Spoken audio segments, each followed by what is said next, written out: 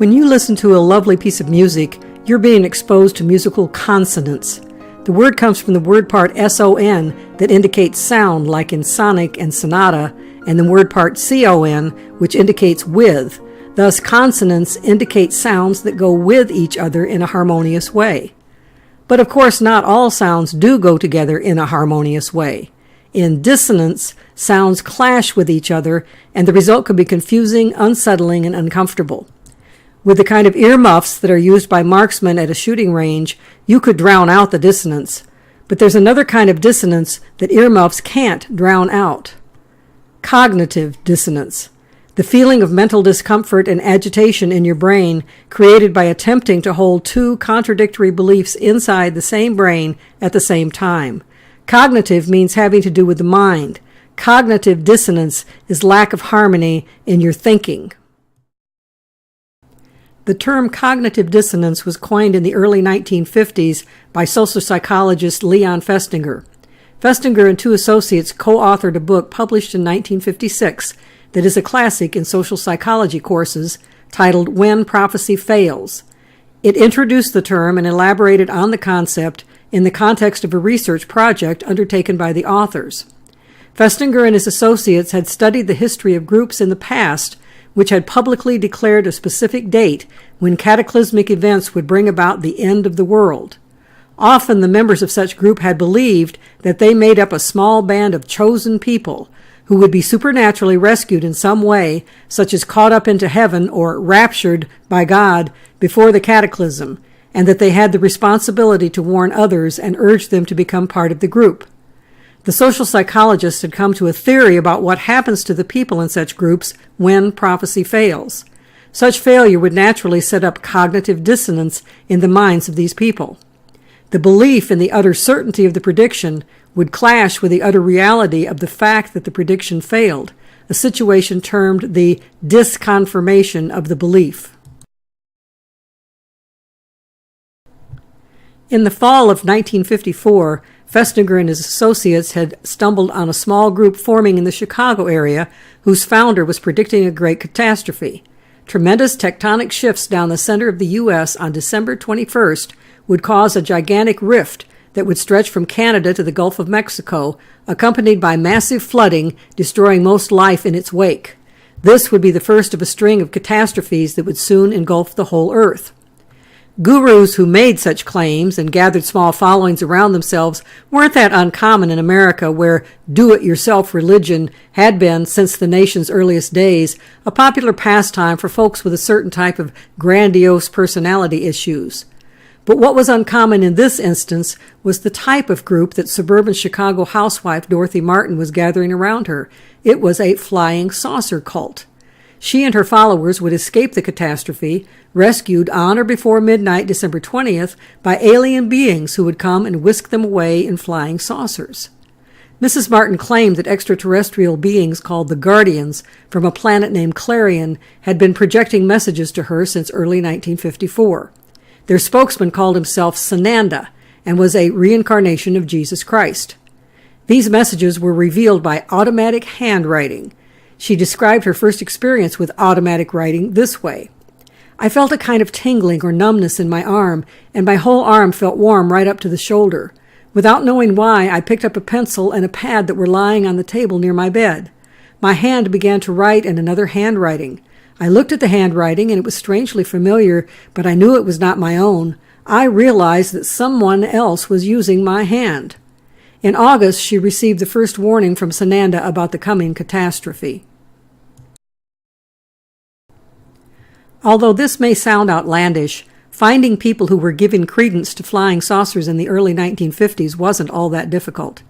In June 1947, an experienced private pilot named Kenneth Arnold had made the headlines across the nation with claims that he had seen a string of 9 shiny, unidentified flying objects, flying at 1,200 miles per hour or more past Mount Rainier in Idaho.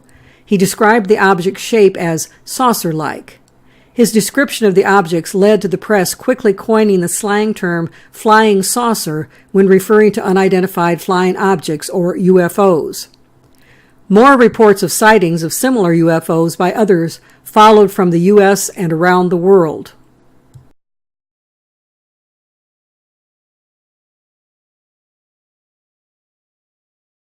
All of these sensationalistic reports quickly inspired Hollywood with ideas for new movies, starting with the 1951 thriller The Day the Earth Stood Still.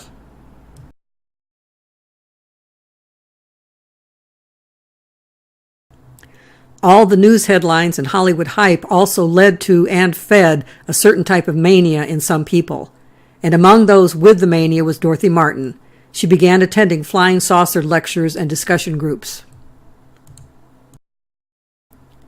All of this wasn't Dorothy's first experience with unconventional ideas. She had long dabbled in all sorts of unusual beliefs, including a flirtation with the earliest incarnation of L. Ron Hubbard's Dianetics and Scientology. Dorothy only spoke of her alien contacts with a few friends. Her husband had no interest in her claims. But after listening to a lecture at a local saucer club, she felt led to talk to the speaker about her messages. He was impressed and soon shared her story with another saucer enthusiast, Dr. Charles Lawhead, a staff physician at Michigan State College in East Lansing, Michigan. Soon after, Lawhead contacted Dorothy, and he and his wife Lillian quickly became enthusiastic promoters of her messages. A small group of Michigan State College students met at the Lawhead home every Sunday afternoon. They shared the doctor's interest in flying saucers and other unconventional topics.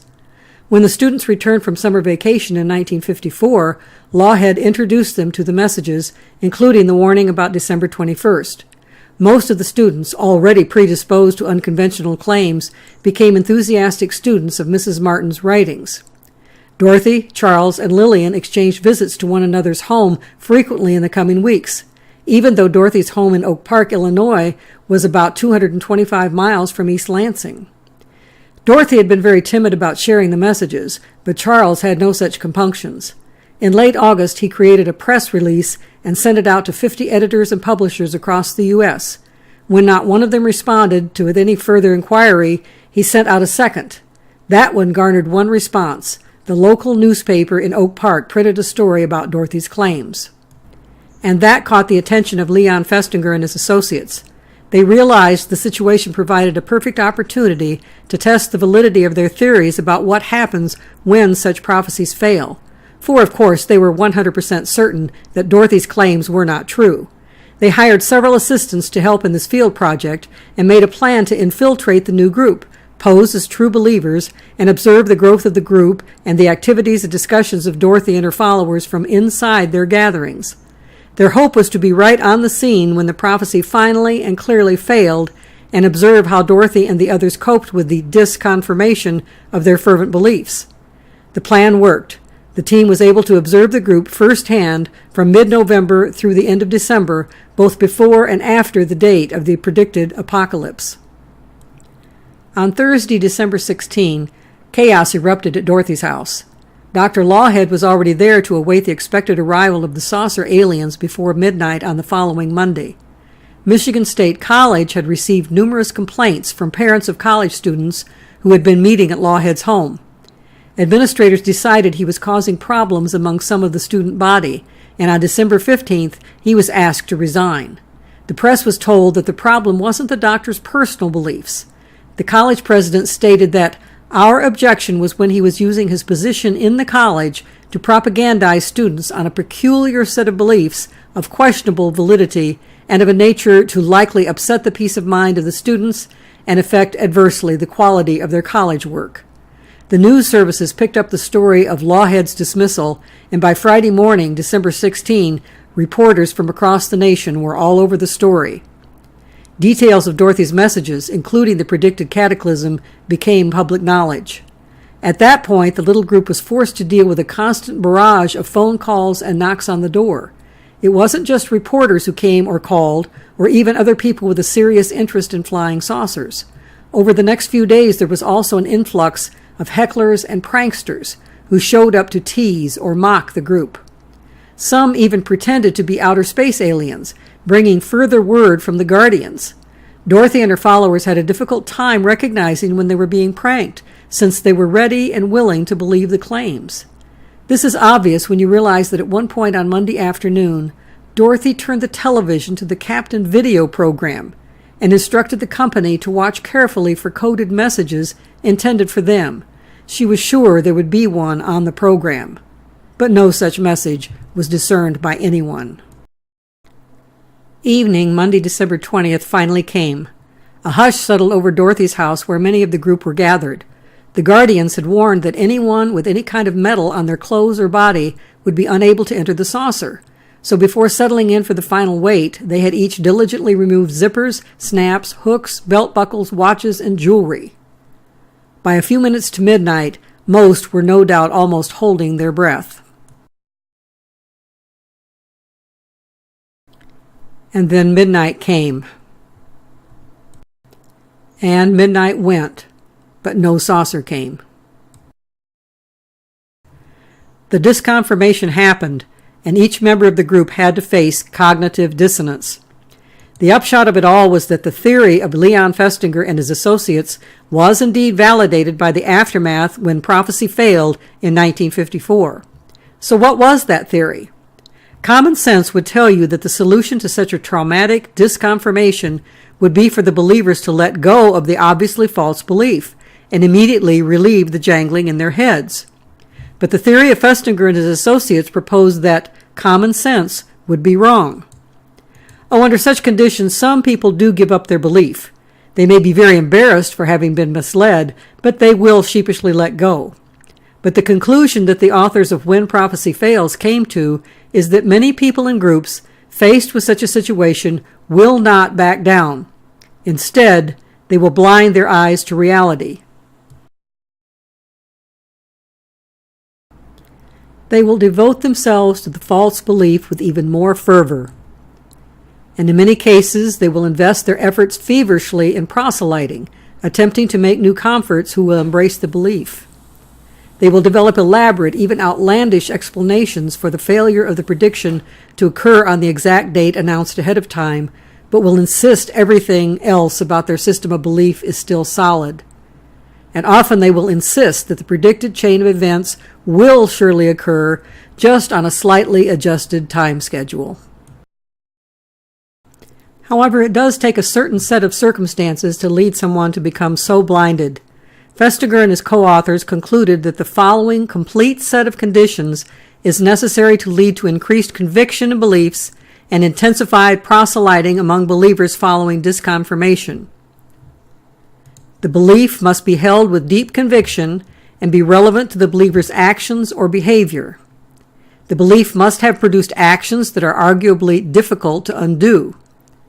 The belief must be sufficiently specific and concerned with the real world such that it can be clearly disconfirmed. The disconfirmatory evidence must be recognized by the believer, and the believer must have social support from other believers. All of these conditions applied to the group that had formed around Dorothy Martin. The group members had taken strong actions that confirmed their degree of commitment to the belief. Some had quit jobs, others quit studying for their college classes, some became estranged from parents or spouses who were skeptical or hostile to their belief, and others had spent or given away all their savings to prepare for their departure on a flying saucer. The prophecy was very specific. They were to be picked up by a saucer by midnight on December 20th, and much of the country was to be flooded by sunrise the next morning, December 21st. The researchers who were with them when that midnight came and went recorded that the group members thoroughly recognized that the prediction failed, were bewildered by this reality, and some even despondent. Some couldn't be with the group at Dorothy's house on the night of the disconfirmation. They had been assured that a saucer would also pick them up wherever they were. Of those who were all alone when the disconfirmation came, all of them abandoned their beliefs very quickly. But most of those who experienced the disappointment in the company of others did rebound almost immediately, with their faith strengthened and with a great zeal to spread their beliefs and make new converts. Dorothy received a new message from the Guardians at 4:45 a.m. on December 21st that explained what had happened. The little group had spread so much light in the world by their faith in the messages that the Creator God had literally called off the cataclysm at the last moment. They had fended off the destruction of the world. Surrounded by fellow believers who responded enthusiastically to this astonishing revelation brushed away doubts. By later that morning, they were eagerly making phone calls, urging reporters to come out and hear their story and take their pictures, and responding enthusiastically to any and all curious folks who showed up at the door, wondering what the goofy saucer people had done when their prediction failed.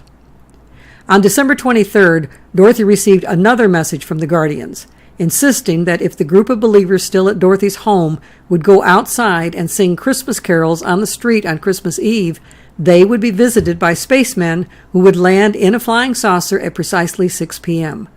They were ordered to send out a press release sharing this announcement and invite the public to attend the event. So shortly before 6 p.m. on Christmas Eve, Dorothy, Dr. and Mrs. Armstrong, and their 3 children and 3 other believers emerged from the house.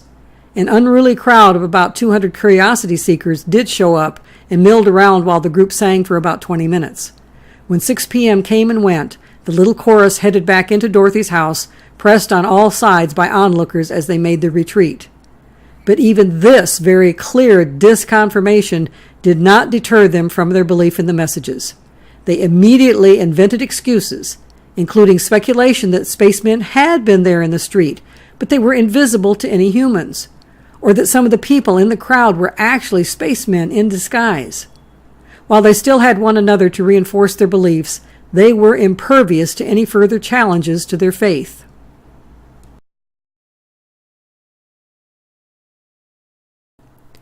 Eventually, it was just outside pressures that scattered the group and prevented it from having a lasting existence. On December 22nd, Dr. Lawhead's sister petitioned a court in Michigan to declare him and his wife insane, institutionalize them, and take their 2 younger children from them. They had to dash back to Michigan to deal with the crisis. The court case was dismissed. By mid-January, they had sold their home, and the doctor had decided to quit medicine and instead be an itinerant public speaker crisscrossing the U.S. promoting ideas about flying saucers and such. On December 26th, the local police notified Dorothy's husband that there had been so many complaints from neighbors about the public nuisance the activities of Dorothy and her followers had caused that they threatened to have her arrested if the meetings didn't stop immediately. There were even suggestions that there might be attempts to have her institutionalized. She went into hiding for a couple of weeks. After that, she was so nervous about the possibility of being arrested that she packed her bags and left town permanently. Her first plan was to join a Dianetics center in Arizona. The authors of When Prophecy Fails lost track of her after that, but it wasn't the end of her story. Biographical information about her on the internet now shows that she spent several years after that with a spiritualist group in Peru, taking on the name Sister Thedra. She came back to the U.S. at some time in the early 1960s and was the founder in 1965 of the Association of Sananda and Sanat Kumara in Mount Shasta, California.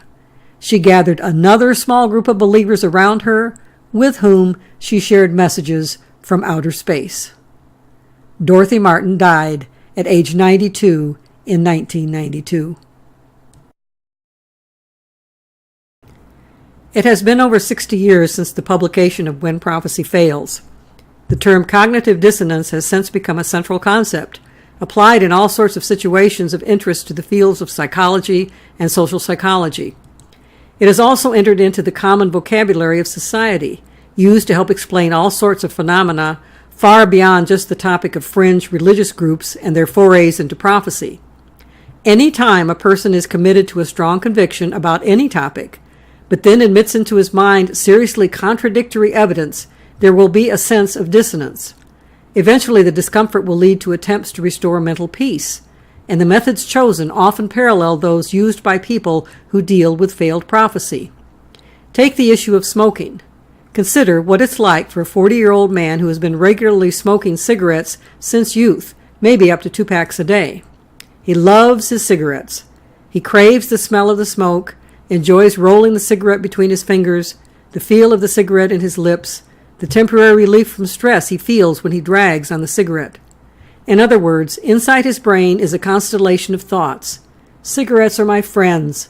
Cigarettes provide me many pleasures. In other words, put simply, cigarettes are good.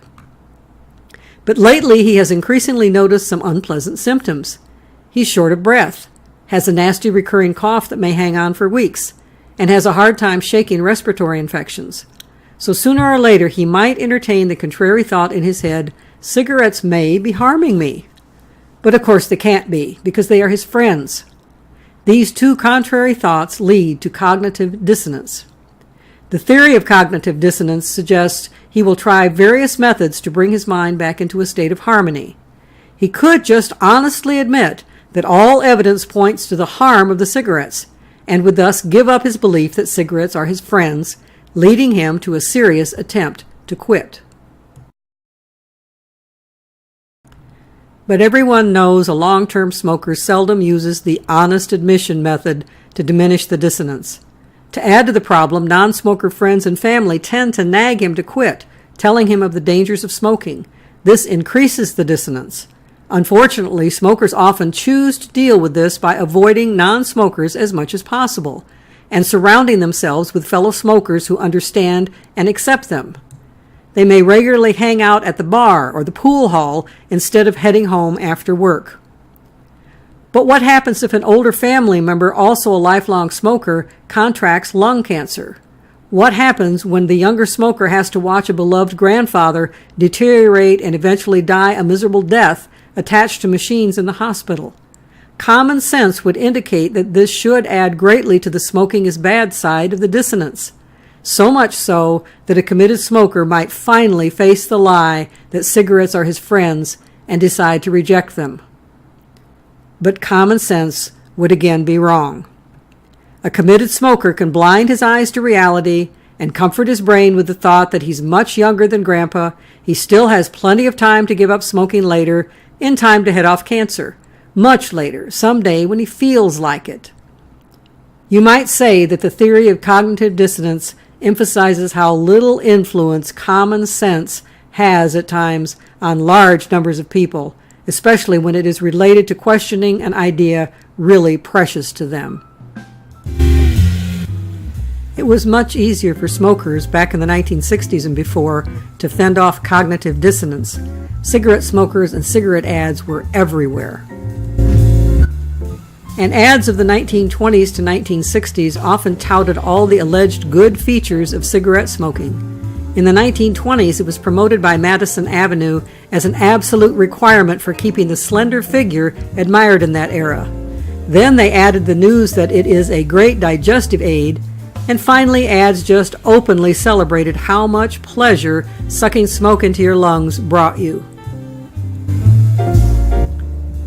Many ads even provided endorsements by experts, scientists, doctors, nurses, even dentists, of the safety and advisability of smoking. If a committed smoker was experiencing unpleasant symptoms like coughing, he could comfort his brain with the conviction that he was just smoking the wrong brand. If he found the right one, all would be well. And his favorite celebrity of TV, radio, or sports could help him find the right one. Yes, brain pain from cognitive dissonance related to smoking was much easier to treat back in the good old days. Any nagging little doubt you had about a growing coughing or breathing problem was no match for Madison Avenue. You could take in unlimited positive information about smoking. You could also surround yourself with an almost unlimited peer group of smokers, since there were very few places where smoking was off limits. Your wife or girlfriend wouldn't nag you because she liked smoking too, and the cigarette ads made sure she would realize cigarettes were made for moms as well. Your kids wouldn't nag you because they knew how good smoking was for your nerves.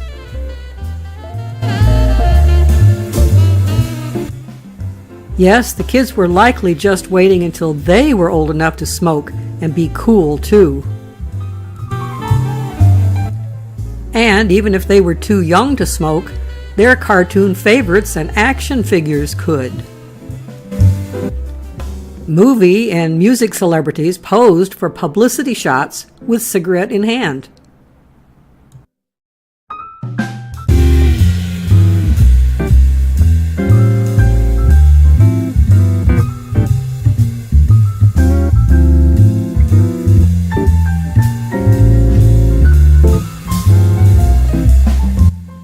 And in fact, right up until the 1960s, you could hardly go anywhere without being surrounded by a cloud of smoke. Treating cognitive dissonance used to be less of a problem for smokers than it is today, now that media advertising of cigarettes has been banned. The smoking proportion of the population is shrinking fast. Smoking is banned in most public facilities and a large percentage of privately owned gathering places like restaurants. And smokers are barraged regularly with public service announcements like these, perhaps even on the pack of cigarettes they just bought. Which means, as it did for those followers of Dorothy Martin who had no social support to bolster their belief in saucer salvation when reality smacked them in the face, that it is almost impossible to deal with cognitive dissonance in the face of disconfirmation of a cherished belief by trying to lie to yourself without others to support you in the lie.